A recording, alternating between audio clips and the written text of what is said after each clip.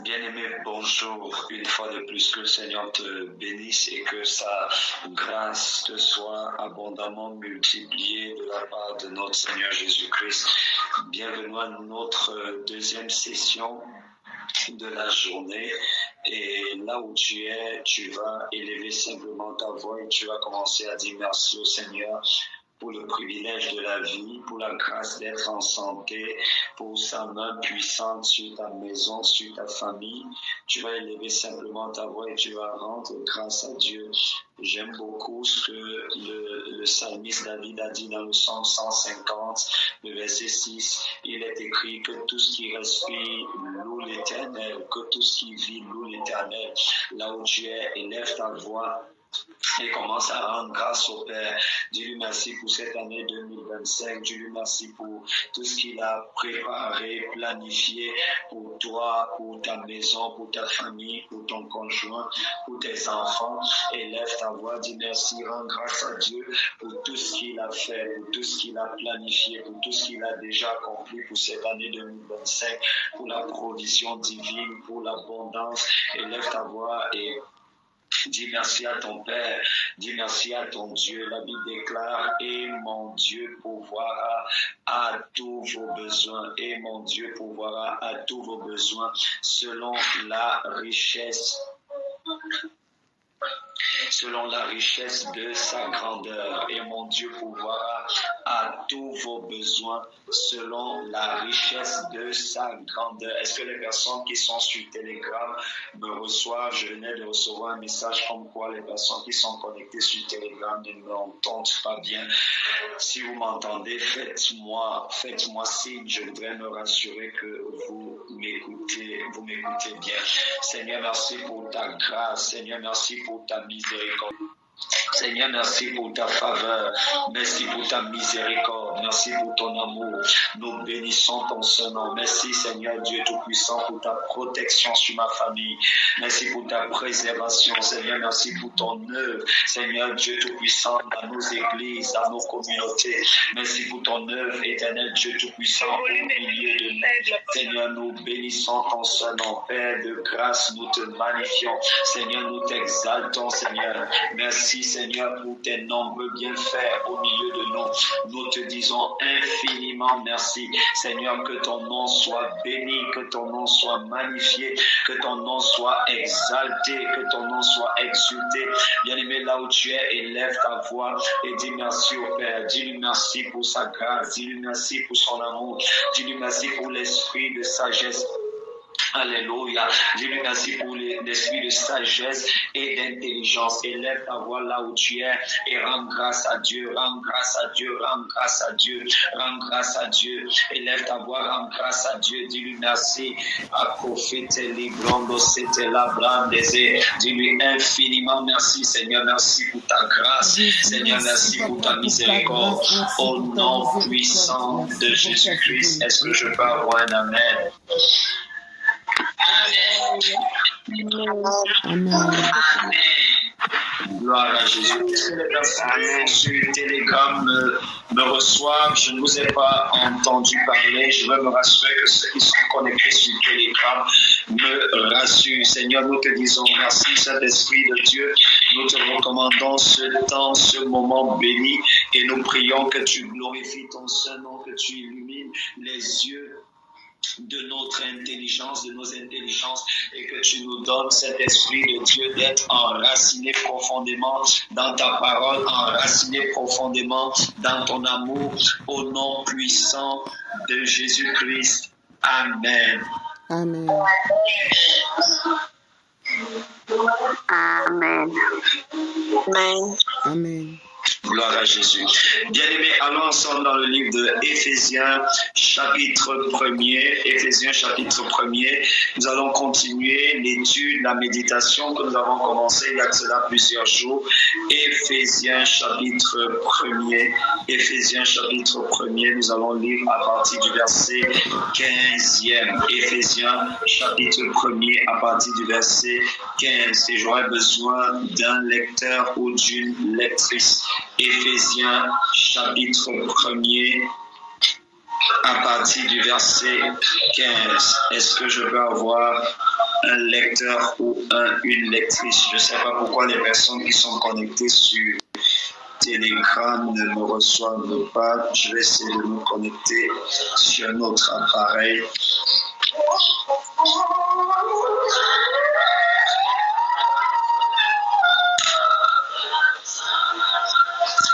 Ok, est-ce que les personnes qui sont connectées sur Telegram, est-ce que là vous me recevez? Ok, d'accord, gloire à Dieu.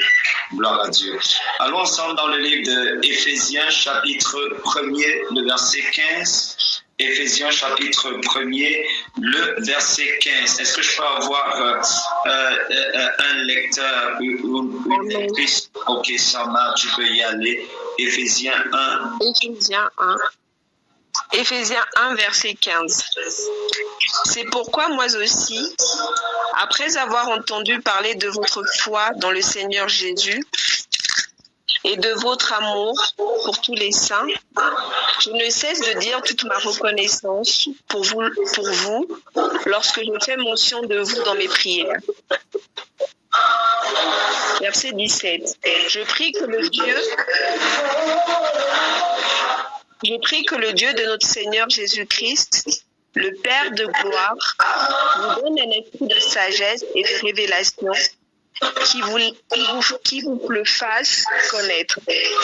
Gloire à Jésus. Verset 17, la Bible dit, afin que, ça c'est la prière de Paul, l'apôtre, il dit, je prie afin que je fasse mention de vous dans mes prières. Et dans quel but? Afin que le Dieu de notre Seigneur Jésus-Christ, le Père de gloire, vous donne un esprit de sagesse. Un esprit de sagesse. Un esprit de sagesse. Bien-aimé, pour mener à bien manager nos familles, pour bien maintenir notre famille, notre ménage, notre foyer dans l'équilibre, nous avons besoin de l'esprit de sagesse. Nous avons besoin de l'esprit de sagesse, de la sagesse qui vient d'en haut. Et d'ailleurs, dans le livre de Proverbes, chapitre 31, allons un peu lire cela ensemble. Proverbes, chapitre 31. Merci, Père. Proverbes, chapitre 31. Merci, Père.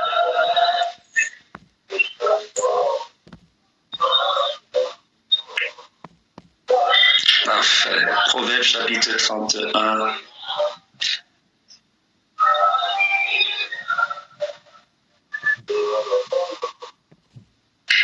Ok. Proverbes, chapitre 31. Est-ce qu'on peut lire à partir du verset 1? Sama, tu peux continuer. Proverbes, chapitre 31, à partir du verset 1er. Oui. Proverbe 31, verset 1er. Parole du roi Lemuel, message par lequel sa mère l'a instruit. Ok, message par lequel sa mère l'a instruit.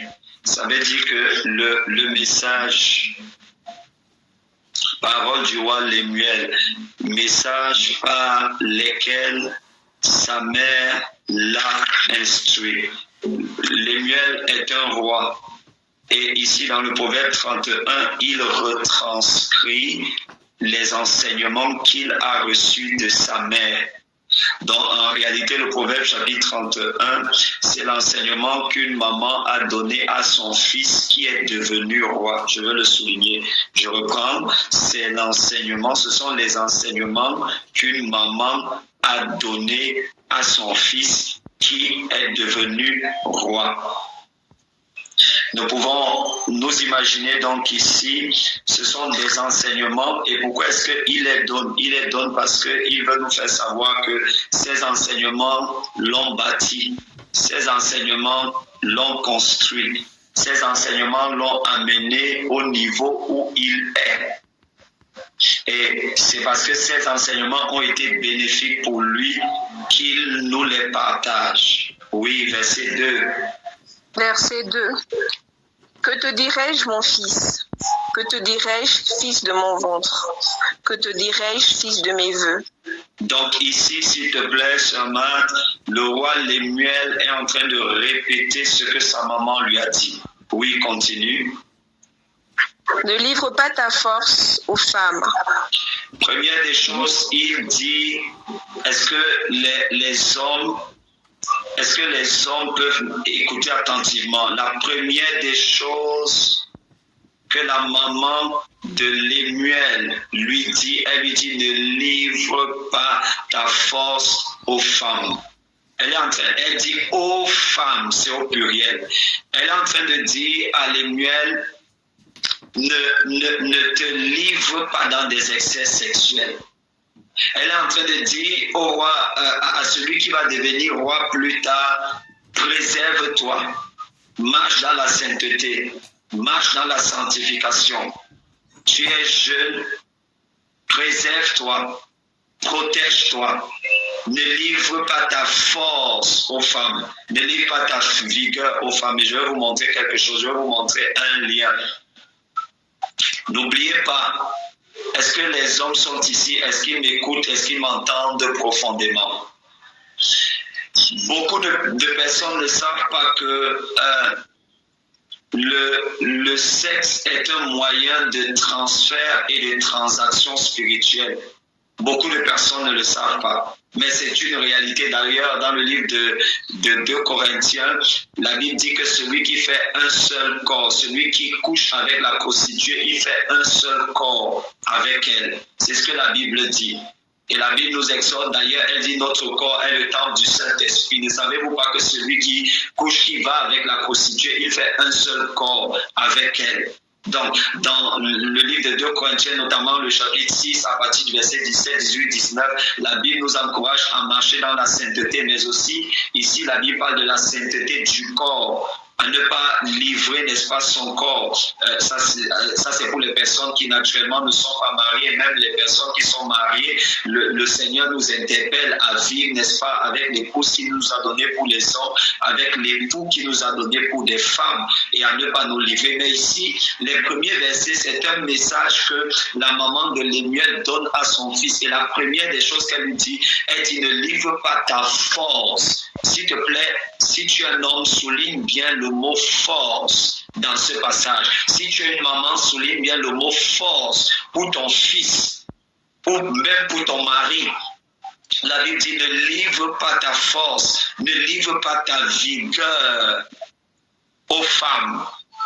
Et quelqu'un peut lire ce verset de façon isolée et il ne comprend pas où est-ce que cette maman ou cette femme voudrait en venir. Mais je vais vous montrer où est-ce qu'elle voudrait en venir en vous transportant dans Deutéronome chapitre 8, le verset 18. Dans Deutéronome, le chapitre 8, le verset 18, la Bible dit que n'oublie pas que c'est l'Éternel ton Dieu qui te donne de la force pour acquérir les richesses. Et la force dont parle la Bible ici, elle peut être décomposée. Ici, lorsque le Seigneur dit que n'oublie pas que c'est l'Éternel qui te donne la force pour acquérir les richesses, cette force-là, elle opère dans le domaine de la sagesse. Cette force-là opère également dans le domaine des capacités. Cette force-là opère également dans le domaine de ce que je vais appeler des grâces ou des étoiles. C'est important que vous sachiez que dans le monde spirituel, on peut voler des étoiles. Dans le monde spirituel, on peut échanger des destinées. D'ailleurs, il y a dans le livre des rois, et au temps de Salomon, la Bible raconte, et même avant le temps de Salomon, la Bible raconte, n'est-ce pas, ce temps où il y avait de la famine en Israël. Et parce qu'il y avait de la famine en Israël, des fois les femmes se retrouvaient même en train de manger leurs enfants. Plus tard, au temps de Salomon, la Bible raconte cette histoire de 2 femmes qui ont dormi ensemble. Elles ont dormi ensemble et elles avaient leurs enfants. Et pendant qu'elles avaient leurs enfants, il y a une des femmes qui a dormi endormi sur son enfant, elle a étouffé et l'enfant est mort. Cependant, pendant que sa sœur ou sa coépouse ou l'autre femme était profondément endormie dans le sommeil, la Bible dit qu'elle a fait une transaction. Elle a pris son bébé, son enfant qui était mort, et elle a mis sur la place, n'est-ce pas, de la femme qui avait son enfant, mais qui était vivant, et elle a pris notre bébé. Et la Bible raconte qu'au petit matin, l'autre femme s'est réveillée, elle a trouvé qu'à côté d'elle, il y avait un enfant qui était mort, et elle a dit non, ce n'était pas son enfant. Et l'affaire est arrivée chez le roi. Ici, qu'est-ce que j'essaye de mettre en lumière? J'essaye de mettre en lumière que c'était la nuit, et pendant la nuit, il y a eu une transaction de destinée. Il y a eu un échange de destinée. Il y a eu un échange d'étoiles. Finalement, nous savons comment l'histoire est finie. Le roi Salomon a tranché l'affaire. Mais je voulais vous montrer ici autre chose pour dire qu'il est possible qu'il y ait des transactions spirituelles la nuit, mais qu'il y ait également des transactions spirituelles, des transferts au travers, n'est-ce pas, du sexe. Et ici, ce que la maman de Lémuel lui dit, elle lui dit, ne perds pas ta vigueur, ne donne pas ta force aux femmes, ne donne pas ta vigueur, n'est-ce pas, aux femmes. Ici, lorsqu'elle parle de la force, on parle non seulement des capacités spirituelles, on parle de la sagesse, on parle des capacités avec lesquelles un jeune homme, un jeune garçon naît. Et au travers du sexe, il a la possibilité de se faire arracher, n'est-ce pas, ces choses. Nous avons vu ce qui s'est passé avec quelqu'un comme Salomon. Nous avons vu ce qui s'est passé avec quelqu'un comme Samson. Nous avons vu que Samson s'est retrouvé dans ce problème à cause des transactions qu'il faisait. Et c'était la même chose pour Salomon. Donc, lorsqu'un jeune garçon naît, il naît avec des capacités spirituelles que Dieu lui donne. Et il peut perdre ses capacités spirituelles en allant dans de multiples, comment je vais appeler ça? Je vais dire cela sans écorcher. En allant dans de multiples relations avec des jeunes âmes. C'est pourquoi la Bible nous recommande de vivre une vie de sanctification, une vie de sainteté, une vie de préservation avant le mariage, afin de préserver, afin que le jeune homme préserve ses forces, qu'il préserve ses capacités spirituelles, qu'il préserve, n'est-ce pas, ce avec quoi il est né, parce qu'aucun enfant ne vient vide sur la terre. Est-ce que je peux avoir un amen? Amen. Amen. Amen. Amen. Amen. Est-ce que tu peux continuer? Verset 3. Redis déjà le verset 2e, s'il te plaît. Verset 2. Oui. Que te dirai-je, mon fils? Que te dirai-je de mon fils de mon ventre? Que te dirai-je, fils de mes vœux?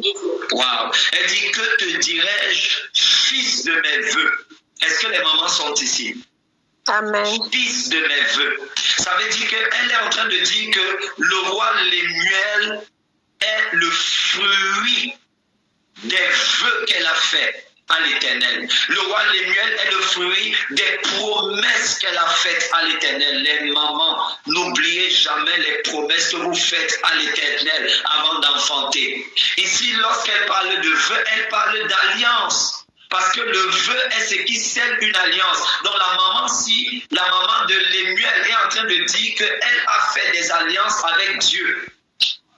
Et le signe qu'elle a fait des alliances avec Dieu, lorsqu'on fait une alliance avec Dieu, il y a le sacrifice, il y a le vœu. Elle a donc fait des vœux à l'Éternel. Comme Anne s'était retrouvée en train de faire un vœu à l'Éternel, disant que si l'Éternel lui donnait un fils, elle allait, n'est-ce pas, remettre ce fils à l'Éternel pour que ce fils serve l'Éternel. Et c'est ce qu'elle a fait avec le prophète Samuel. Donc les fils ou les enfants qui sont souvent la résultante des vœux qui ont été faits à Dieu, généralement leur destinée est particulière. Leurs destinées sont particulières. Gloire à Jésus. Oui, continue ma sœur. Verset 3. Ne livre pas ta force aux femmes, ni tes voix à celles qui causent la perte des rois. Waouh! Est-ce que vous voyez ici? Les hommes, est-ce que vous voyez ça? Les mamans, est-ce que vous voyez ça pour vos fils? Elle dit, ne livre pas ta vigueur aux femmes. Fais attention avec les femmes. Ne leur donne pas ta vigueur. Ne leur donne pas ta force. Ne leur donne pas ta sagesse. Ne leur donne pas ton intelligence. Fais très attention, c'est ce qu'elle dit. Elle dit, et tes voies. Ne donne pas tes voies, tes chemins. Ne donne pas tes projets. N'étale pas tes projets aux femmes. Ça, c'était l'erreur. N'étale pas tes projets ou encore tes secrets. Les projets sont souvent des secrets. Ne les étale pas. C'était l'erreur de Samson. N'étale pas tes projets, tes voies, tes secrets, tes destinées. Ne les étale pas aux femmes. Il dit, et tes voies à celles qui perdent les rois. Est-ce que vous comprenez? Dernièrement, j'étais en train de rendre le ministère à l'église et je leur disais, je me méfie des femmes. Je le leur disais. Parce que de façon naturelle, Dieu a donné à la femme des capacités qui sont extraordinaires. Extraordinaires. Et même dans les blagues, je le répète toujours à mon épouse. Des fois, il nous arrive de blaguer et des fois, je lui cite le passage de la Bible qui dit que les femmes de Salomon l'amenèrent vers d'autres dieux. Quelqu'un qui aimait Dieu, quelqu'un qui chérissait Dieu, quelqu'un qui servait Dieu, quelqu'un à qui Dieu avait tout donné. Les femmes ont réussi à le détourner de son Dieu et à l'amener à adorer d'autres dieux. C'est pour ça que la maman de Lémuel dit à Lémuel que les femmes ont la capacité de détourner même les rois. Et pourquoi elle dit les rois? Parce que les rois sont considérés comme étant les personnes les plus sages. Les rois sont considérés comme étant les personnes les plus intègres. Mais là, elle dit à son fils que les femmes ont des capacités qui leur permettent de détourner les rois. Et je voudrais également faire une pause ici et attirer l'attention de mes sœurs. Utilisez les capacités que Dieu vous a données pour faire de bonnes choses, pour accomplir de bonnes choses. Et je voudrais dire peut-être à une sœur ou à une femme qui est en train de m'écouter et qui peut-être est démotivée, est découragée, je veux te dire que ce verset biblique montre que tu as des capacités. Ce passage biblique montre que tu as des capacités. Dieu a donné à la femme des capacités qui sont extraordinaires. Gloire à Jésus. Oui, continuons.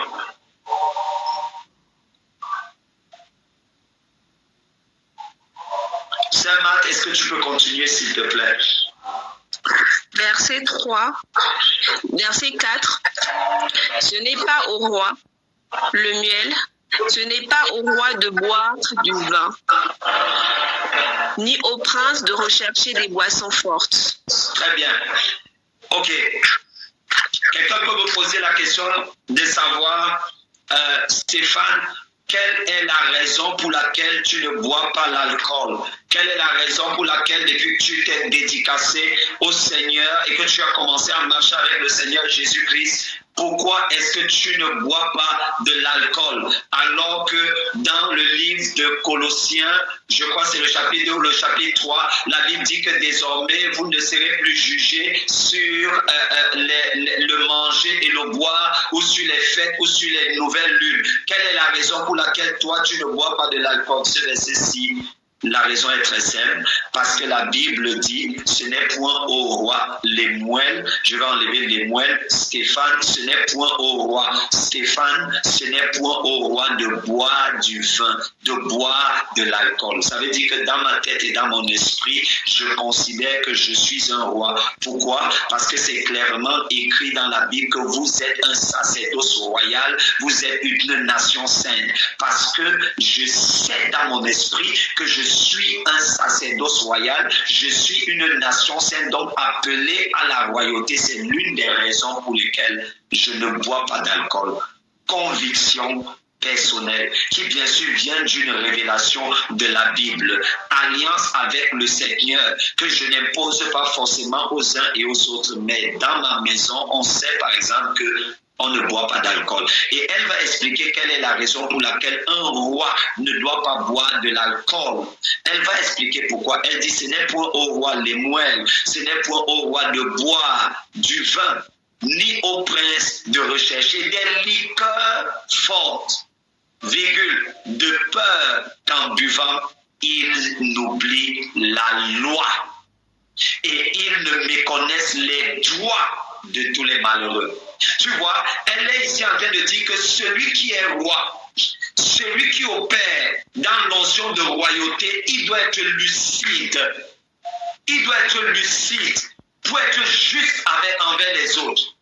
Il doit être lucide parce qu'il a besoin de la lucidité pour dire le droit. Il a besoin de la lucidité pour faire justice aux gens. Est-ce que je peux avoir un amen? Amen. Amen. Oh, est-ce que je peux avoir un amen? Amen. Amen. D'alcool. Amen. Rempli du Saint-Esprit. Rempli du Saint-Esprit. Est-ce que je suis en train de dire que c'est interdit de boire, ou que si tu bois, tu iras en enfer, ou si tu bois, le Seigneur ne va pas te bénir? Pas du tout. Ce que je suis en train de dire, ça ne s'impose à personne. C'est le fruit d'une conviction personnelle, c'est le fruit d'une révélation personnelle. Je le disais en passant. Continuons au verset 6, ma sœur. Verset 6. Donnez des liqueurs fortes à celui qui va mourir. Waouh! Est-ce que vous avez vu? Est-ce que quelqu'un a vu ça? Donner des liqueurs fortes à celui qui va mourir. Continue. Du vin à celui qui est rempli d'amertume. Vous voyez? Est-ce que vous voyez la raison? Il dit elle dit donner des liqueurs fortes à celui qui va mourir. Donner du vin à celui qui a l'amertume. Et sur le plan scripturaire, vous allez voir que la Bible oppose toujours, met en antagonisme l'alcool et le Saint-Esprit. La Bible dit ne soyez pas ivres d'alcool, mais soyez ivres du Saint-Esprit. Ça veut dire que ce que la chair utilise pour avoir la paix de l'âme, la chair utilise l'alcool pour essayer d'apaiser l'âme. La chair utilise l'alcool pour essayer d'oublier les challenges, les épreuves. Mais l'esprit utilise le Saint-Esprit. Celui qui marche par la chair, il utilise l'alcool pour noyer les soucis, il utilise l'alcool pour noyer l'âme. Mais celui qui est conduit par l'esprit ou le Saint-Esprit, au lieu d'utiliser l'alcool, il fait usage du Saint-Esprit. Il fait usage du Saint-Esprit. Votre amen ne me suffit pas. Amen. Amen. Amen. Amen. Amen. Amen. Amen.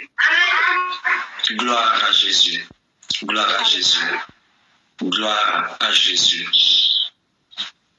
Gloire à Jésus. Le problème des fois, c'est que lorsque certaines personnes commencent avec l'alcool, elles ne savent pas où est-ce que ça va s'arrêter. La Bible nous recommande d'avoir de la tempérance. C'est un fruit de l'esprit. De la tempérance. C'est un fruit de l'esprit. Verset 7, sœur Marthe. Verset 7. Qu'il boive et oublie ainsi sa pauvreté. Oui, Il ne se souvient plus de sa peine. Qu'il boive et qu'il oublie ainsi sa pauvreté. Elle est en train d'enseigner à son fils que le vin, l'alcool, ce n'est pas pour les rois. C'est pour les personnes qui sont malheureuses. C'est pour les personnes qui sont pauvres. C'est ce qu'elle est en train de dire. L'alcool, les abus d'alcool, elle est en train de lui dire, c'est pas pour les personnes qui sont des rois. C'est pour les personnes qui vivent dans l'amertume, pour les personnes qui sont malheureuses, pour les personnes qui sont pauvres. Oui, continue, ma sœur. Verset 7. Verset 8, pardon. Ouvre ta bouche pour celui qui ne peut pas s'exprimer. S'il te plaît, termine d'abord le verset 7 et tu continues après. Verset 7. Qu'il boive et oublie sa pauvreté. Oui. Il ne se souvienne plus de sa peine. Oui. Verset 8. Ouvre ta bouche pour celui qui ne peut pas s'exprimer, Oui. pour la cause de tous les délaissés. Est-ce que vous voyez ce qu'elle a commencé à enseigner à son fils dès le bas âge? Elle avait fait un vœu à l'Éternel et elle a commencé à donner une éducation à son fils en fonction du vœu qu'elle avait fait à l'Éternel. Ça veut dire que cette maman, elle a commencé à préparer un roi dès le bas âge. Dieu lui a donné un fils, elle a commencé à le préparer parce que dans son esprit, dans les vœux qu'elle avait fait à Dieu, elle voulait que ce fils-là, elle préparait ce fils-là à devenir un roi. Et elle a commencé à lui donner les enseignements d'un roi dès le bas âge. Dès le bas âge. Dès le passage. Des fois, je vois souvent de jeunes mamans de jeunes mamans exposer leurs enfants à toutes sortes, toutes formes de choses. La maman est enfant de Dieu, mais son enfant danse les maisons du monde. Tu le prépares à quoi? À devenir Didier Arafat? Tu le prépares à quoi? Tout se passe dès le bas âge. Tu commences à télécharger, pour les personnes qui ne connaissent pas Didier Arafat, c'était un célèbre, disons, chanteur ivoirien qui a entraîné dans la perdition beaucoup de jeunes. Beaucoup de jeunes sont perdus aujourd'hui à cause de Didier Arafat. Beaucoup de jeunes sont perdus, ils n'ont pas pu continuer les études, ils n'ont pas pu aller loin avec les études. Donc, qu'est-ce que tu choisis pour tes enfants? Qu'est-ce que tu leur enseignes dès le bas âge? Ok, c'est bien, l'enfant doit s'épanouir, c'est bien, l'enfant doit s'épanouir, il doit être en joie, mais est-ce que l'enfant doit s'épanouir en dansant les musiques du monde, en chantant les musiques du monde? Tout cela, son cerveau enregistre. Quand son cerveau enregistre toutes ces choses, est-ce que tu connais tout ce que ça va coûter à cet enfant pour recommencer à renouveler son intelligence? Parce que le renouvellement de l'intelligence est un processus qui met beaucoup plus long pour les personnes qui, lorsqu'elles étaient dans le monde, ont téléchargé beaucoup de choses négatives. C'est l'une des raisons pour lesquelles c'est la responsabilité des parents.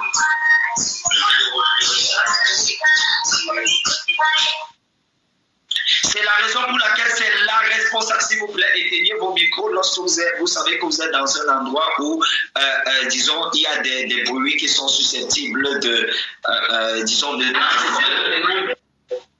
c'est donc de la responsabilité des parents de donner l'instruction aux enfants en fonction de leur destinée.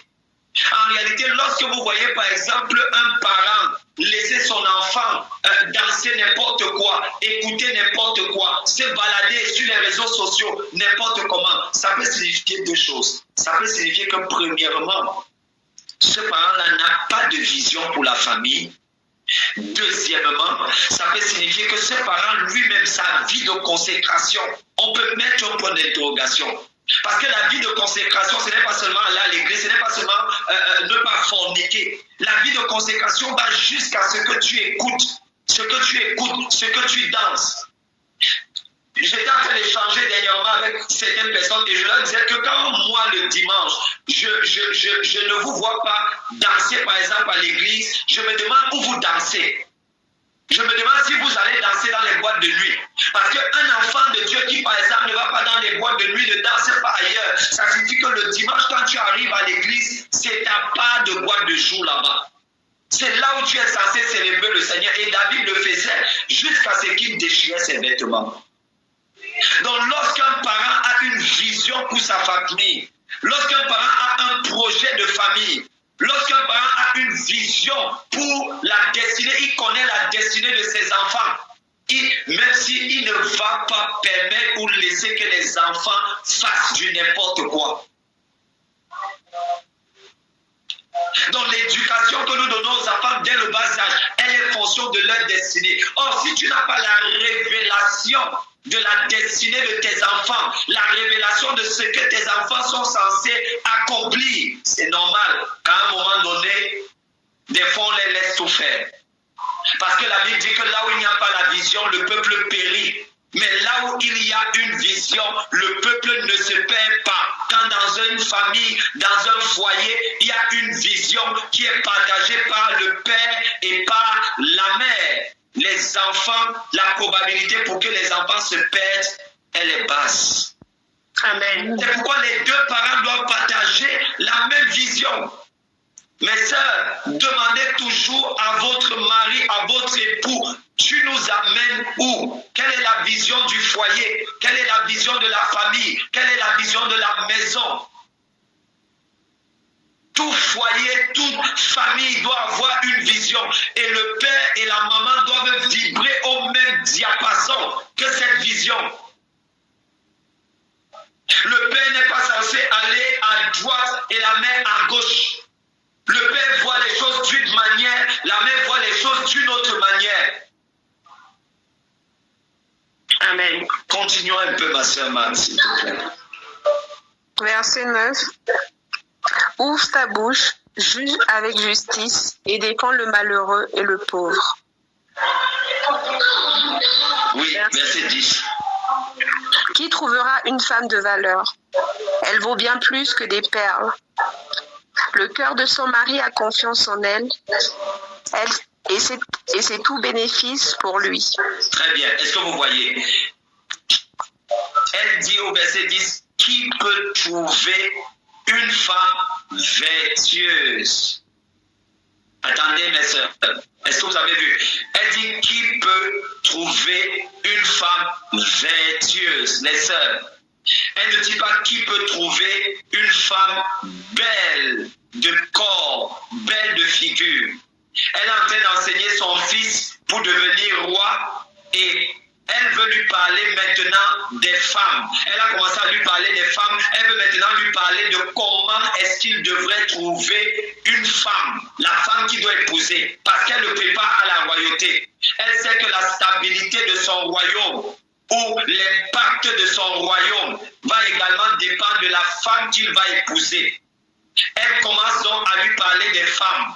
Et faisant allusion au type de femme qu'il est censé épouser, elle met un accent sur la vertu et non pas sur l'apparence. Elle met un accent sur la vertu et non pas sur les mécoms. Elle met un accent sur la vertu et non pas sur les mèches, sur les greffes brésiliennes, sur tout ce qu'on achète à L'Oréal. C'est bien, c'est louable si ton mari aime cela, mets cela pour lui faire plaisir. Gloire à Jésus. Elle met un accent sur la vertu. Et je veux dire, je veux parler aux sœurs qui ne sont pas encore mariées. Si vous savez que vous êtes en train de demander à Dieu, si vous savez que vous souhaitez épouser un roi, quelqu'un qui a sur lui une onction royale, sachez qu'il y a des choses qu'il ne va pas accepter. Sachez qu'il y a des choses qu'il ne va pas tolérer. Sachez qu'il y a des endroits où il ne va pas regarder.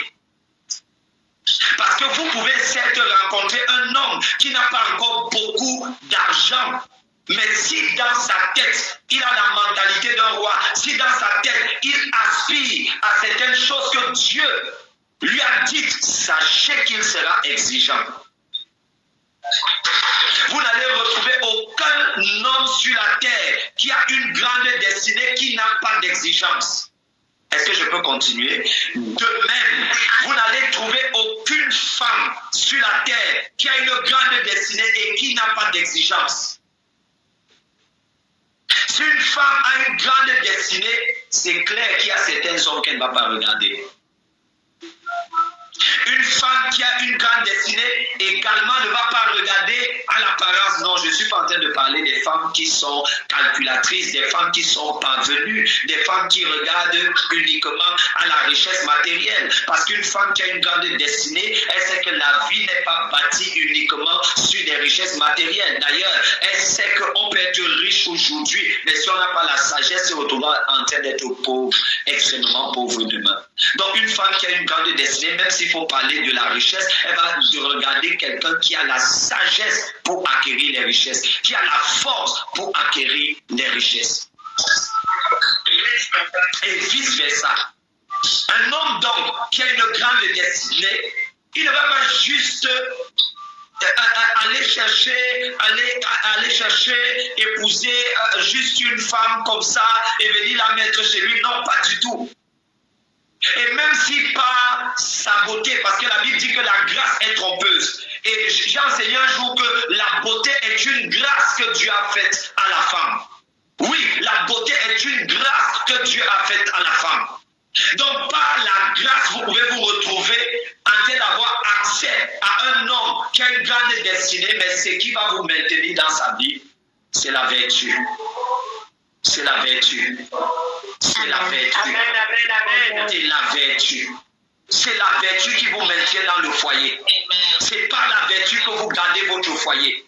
Quand je parle de la vertu, je parle de la sagesse. Il y a des femmes à qui Dieu a fait la grâce d'entrer dans un foyer. Mais sache que la grâce uniquement ne va pas te maintenir dans le foyer. en plus de la grâce, tu auras besoin d'un niveau de sagesse élevé. Parce que dis-toi que dès que l'homme que tu as épousé, peut-être tu peux l'épouser et vous n'avez pas encore atteint un certain niveau d'influence. Mais dis-toi que dès que cet homme-là commence à avoir accès à un certain niveau d'influence, lorsque sa destinée commence à se manifester véritablement, à ce moment-là, tu vas constater que les demandes vont augmenter, les exigences vont augmenter, pas seulement venant de lui, mais venant même de l'environnement dans lequel vous allez vous retrouver.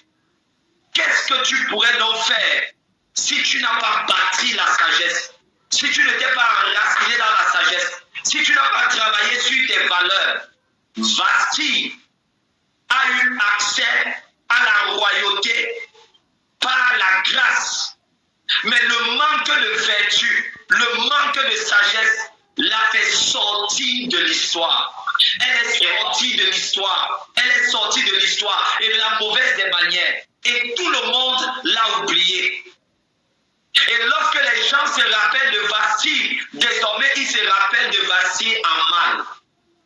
Est-ce que vous voyez? Est-ce que ce que le roi était en train de faire était glorieux? Non.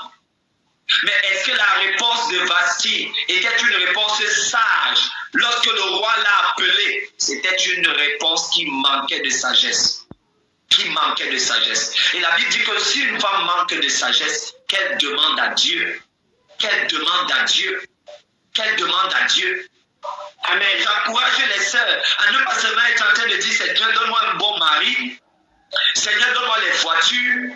Seigneur, fais en sorte que mon mari me paye des vacances à Dubaï ou à Hawaï, aux îles Hawaï ou aux îles Caïmans ou je ne sais pas où d'autres. Mais Seigneur, remplis-moi de l'esprit de sagesse. Voilà les prières d'une femme de destinée, d'une femme qui veut faire de l'impact. Remplis-moi de l'esprit de sagesse. Je ne veux pas juste être à côté de mon mari comme une femme, comment je vais dire ça? Je ne veux pas juste être à côté de mon mari comme une décoration, voilà. Je ne veux pas juste être une décoration à côté de mon mari. Je ne veux pas être une parure à côté de mon mari. Je vais prendre un exemple très simple. Peut-être une sœur et tu pries pour épouser un grand homme, peut-être un homme politique. Mais tu ne peux pas prier pour épouser un grand homme, un homme politique et ne pas avoir ne serait-ce qu'un peu de culture politique. Parce que le jour où il va inviter par exemple ses amis, ses collègues à la maison, ils vont commencer à débattre de la politique, des sujets qui sont d'ordre politique ou sur le plan économique. Il va commencer à te parler, je ne sais pas moi, de la stagflation, de la croissance économique, de l'inférence statistique. Il va commencer à te parler de tous ces sujets. Si tu ne t'es pas préparé à épouser un tel homme, tu seras frustré. Et quand les gens vont commencer à parler, soit lorsque tu vas ouvrir ta bouche, tu vas dire des choses qui ne sont pas relevantes, ou alors tu seras muette et tu seras simplement comme un pot de fleurs dans la maison. C'est également important si tu dois épouser par exemple un homme qui doit faire de l'impact dans le ministère, dans les nations, un serviteur de Dieu, tu dois te préparer en conséquence. Quand tu ouvres ta bouche, on doit savoir que voici une femme qui est remplie de l'esprit. Elle connaît les Saintes Écritures, elle maîtrise les Saintes Écritures. Amen. Ça, en fonction de ta destinée, en fonction de ton appel, en fonction de ce pourquoi Dieu t'a appelé et Dieu t'a créé. Qui peut trouver une femme vertueuse? Elle a bien plus de valeur que les pères. Elle a bien plus de valeur que les greffes. Elle a bien plus de valeur que les boucles à nord. Elle a bien plus de valeur que les sacs Swarovski ou Swarovski, je ne sais même pas. Elle a plus de valeur que toutes ces choses. Que les montres en diamant. Elle a plus de valeur que toutes ces choses qui sont bonnes et qui sont belles. Et qui vous mettent également en valeur. Mais votre plus grande valeur, c'est ce qui se trouve à l'intérieur. À l'intérieur. C'est ça qui bâtit une maison. C'est ça qui bâtit une famille. Je suis allé dans une famille amie et nous étions sur la table en train de manger et le monsieur, le papa de la maison, il ne cessait de me dire: je rends grâce à Dieu pour mon épouse. Je rends grâce à Dieu pour mon épouse. J'écoute mon épouse. Et vous savez pourquoi est-ce qu'il me le disait? Parce que son épouse écoute Dieu. Son épouse elle écoute Dieu. C'est une femme de Dieu, elle écoute Dieu. Et elle ne fait pas qu'écouter Dieu, mais elle sait également parler à son cœur. Et je vous dis, c'est une famille merveilleuse. Tous les enfants sont dans le Seigneur. Les enfants sont dans le Seigneur, ils sont à l'église, ils servent le Seigneur. Elle a du tact pour parler à son homme. Elle a de la sagesse. Qui peut trouver une femme vertueuse? Elle a bien plus de valeur que de père. Verset 11. Sœur Marthe, s'il te plaît. Verset 11.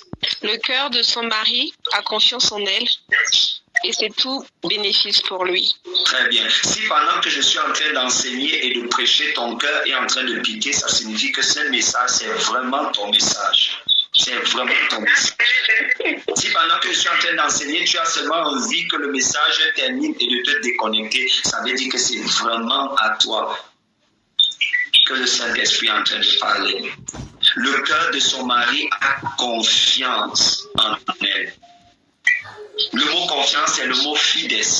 C'est le mot fides. Est-ce que vous savez que le mot confiance, c'est le mot fides? Et c'est de ce même mot que vient le mot argent.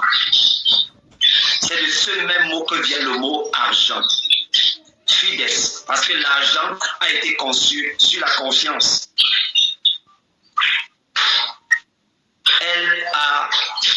Le cœur de son mari a confiance en elle. Continue de lire Sœur Marthe et nous allons terminer dans quelques minutes. Oui. Le cœur de son mari a confiance en elle. Oui. Et c'est tout bénéfice pour lui. Et c'est tout bénéfice pour lui. Le cœur de son mari a confiance en elle. Mes sœurs, la confiance vis-à-vis de l'homme que vous allez épouser ou vis-à-vis de l'homme que vous avez déjà épousé, elle se construit, elle se bâtit. Et il faut veiller sur cette confiance-là, par la vertu, par l'intégrité, par la transparence, vice-versa.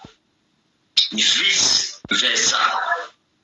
De même, en tant qu'homme, la confiance, par exemple, d'une femme, d'une épouse, elle s'acquiert, elle se développe, elle se construit. On a la responsabilité de la protéger. Parce que lorsque la confiance commence à se fractionner, la famille est en danger. Quand la confiance commence à se fractionner. Oui, Sœur Marthe. Verset 12. Elle lui fait du bien et non du mal, tous les jours de sa vie. Oui. Verset 13. Elle se procure de la laine et du lin et travaille d'une main joyeuse. Oui. Verset 14. Pareil à un navire marchand, elle apporte ses provisions de loin. Oui. Elle se lève alors qu'il fait encore nuit et elle donne de la nourriture à sa famille et ses ordres à ses servantes. Wow. Elle se lève lorsqu'il fait encore nuit. Oui, avance. Verset 16. Elle pense à un champ et elle l'achète. Oui.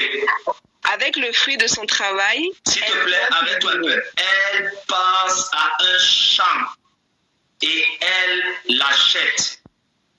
Elle n'est pas seulement celle-là qui pense à changer des voitures tout le temps, qui songe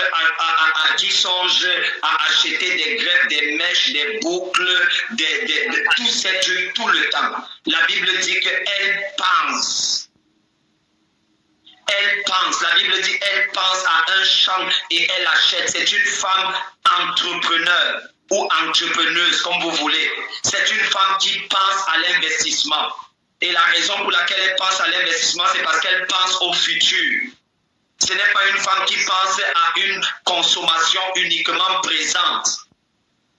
Elle pense au lendemain.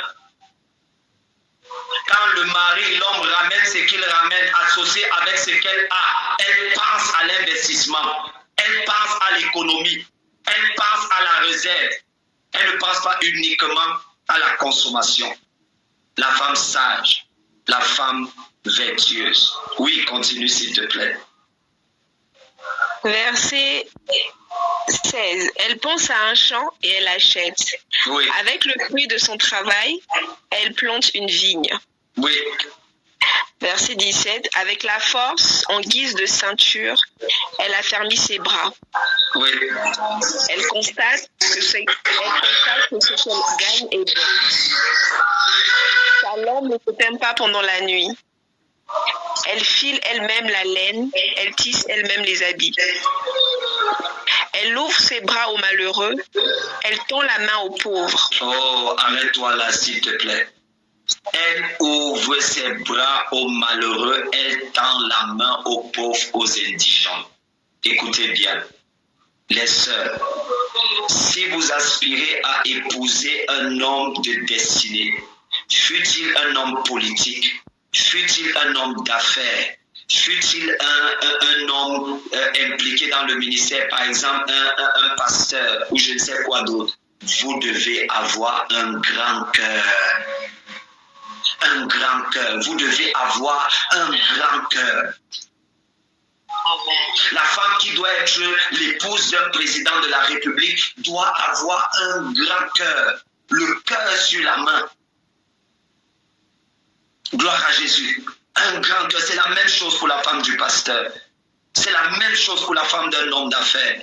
C'est la même chose. Elle doit avoir un grand cœur. Elle n'est pas celle-là qui pense à entrer en conflit avec la belle famille, à avoir les problèmes avec la belle. Elle doit avoir un grand cœur. Est-ce que je peux avoir un amen?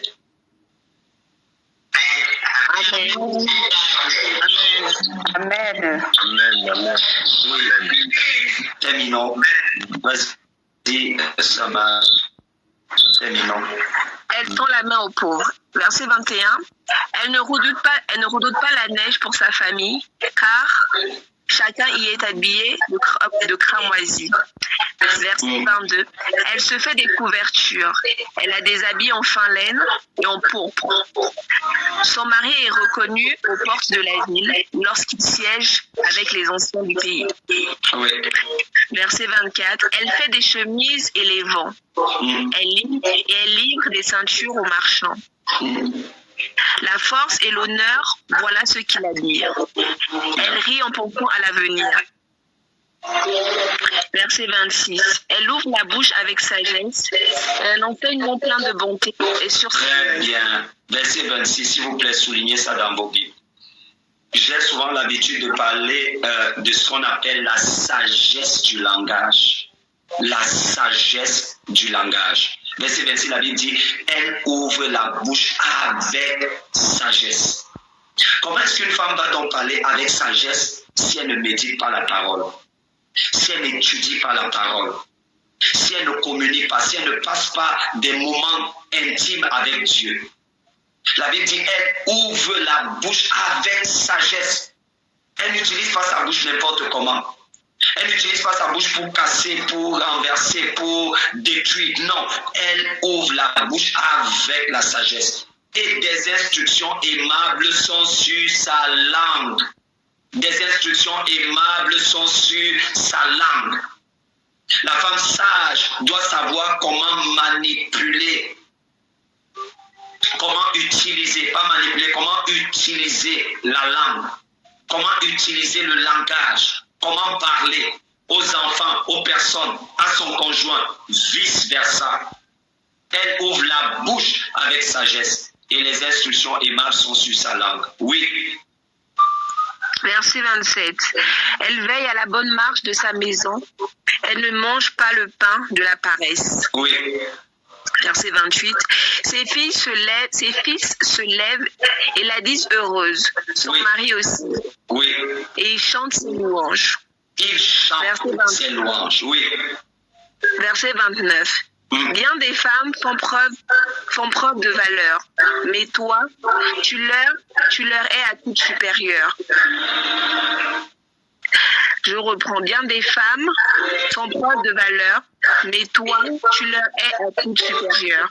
Attends, je lis ça dans ma version. Dans ma version, le verset 29, version Louis II, s'écrit « Plusieurs filles ont une conduite vertueuse, mais toi, tu les surpasses toutes. » Plusieurs filles ont une conduite vertueuse, mais toi, tu les surpasses toutes.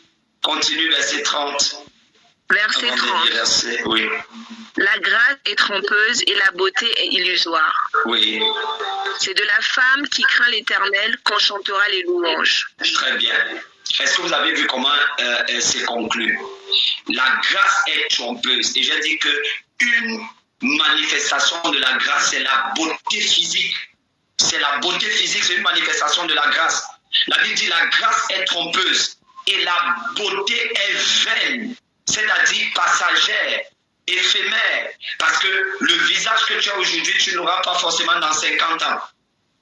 Les formes que tu as aujourd'hui, tu ne les auras pas forcément dans 50 ans, dans 60 ans. C'est pourquoi il dit, et la beauté est vaine, la beauté apparente, la beauté physique, elle est vaine. Il dit, la femme qui craint l'Éternel est celle qui sera louée. Ça veut dire que tout ce qu'il a décrit, tout ce qui a été décrit ici à la fin, c'était pour dire que la femme doit craindre l'Éternel. Et sa louange, on la loue, pas à cause de ses parures, pas à cause de toutes les autres choses, on la loue à cause de sa crainte de Dieu. Écoute bien ce que je vais te dire.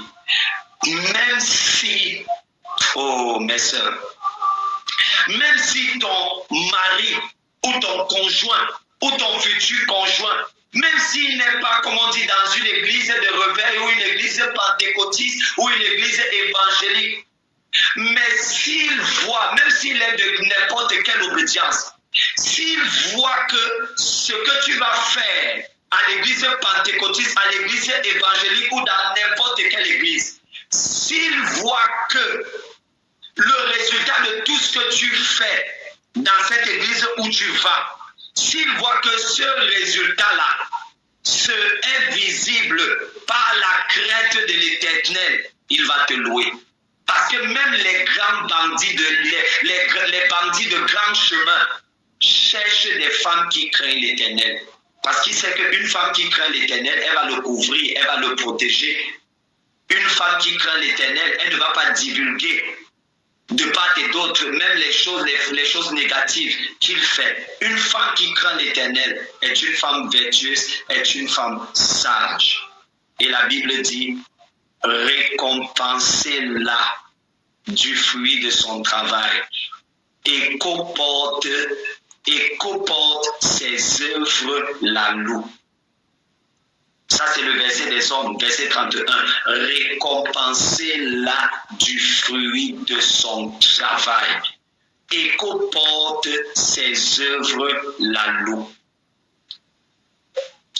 Le verset 31, c'est pour les hommes. Récompensez-la du fruit de son travail et comporte ses œuvres la louent.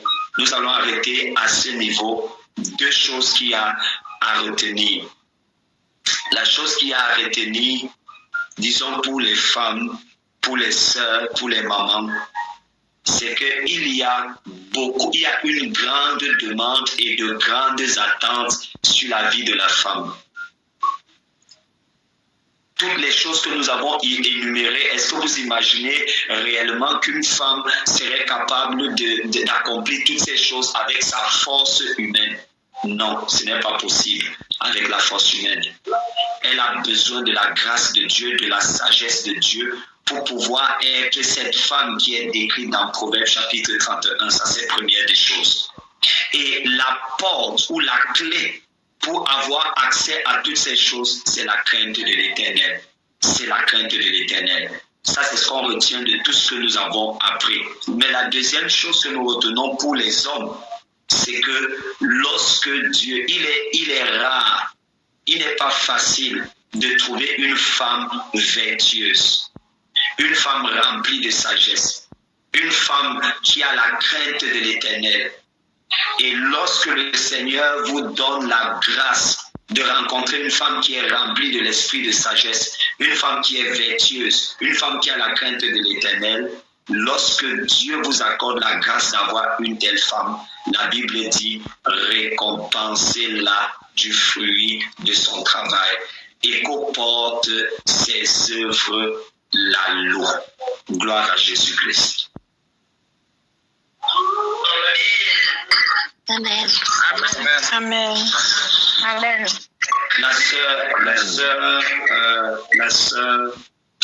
La sœur Aurèle, si tu es à un endroit, si tu n'es pas, par exemple, au travail, ou tu es dans un endroit calme où tu pourrais prier, est-ce que tu peux prier pour nous, s'il te plaît? D'accord. Merci, pasteur. Père éternel, Père de gloire, merci encore parce que tu nous as donné ce rendez-vous, Seigneur. Merci pour tous mes frères et sœurs qui sont rassemblés en ce lieu. Merci parce que ta parole encore a été partagée par ton serviteur.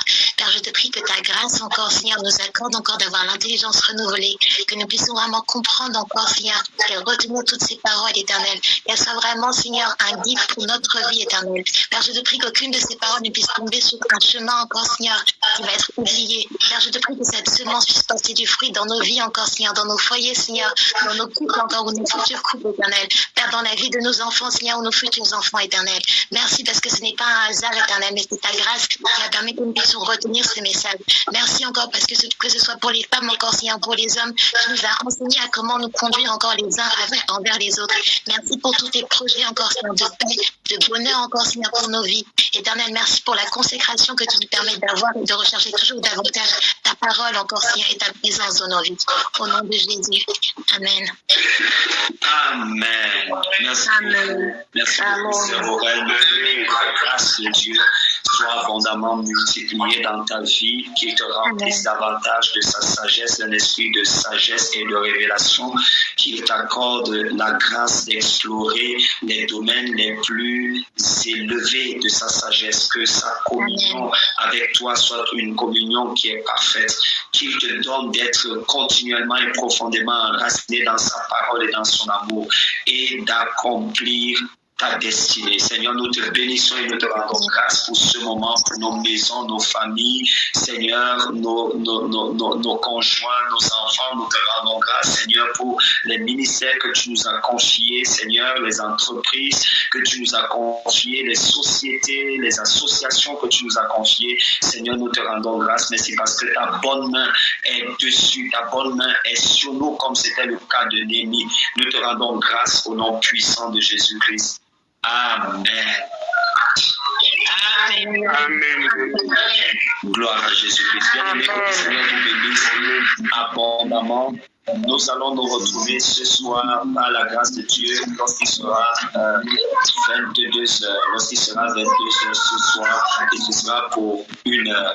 Mes encouragements, nos encouragements à toutes les personnes qui continuent de jeûner. N'oubliez pas de prendre de l'eau, de prendre des fruits et de faire, disons, attention. De vous rassurer, n'est-ce pas, totalement que nous jeûnons, que vous soyez dans une atmosphère qui n'est pas une atmosphère de distraction, mais une atmosphère de focalisation. Et tout ce que vous recevez du Seigneur pendant ce temps de jeûne et de prière, n'oubliez pas de l'écrire, de noter ces choses sur un bloc. Donc que le Seigneur vous bénisse, nous disons à ce soir.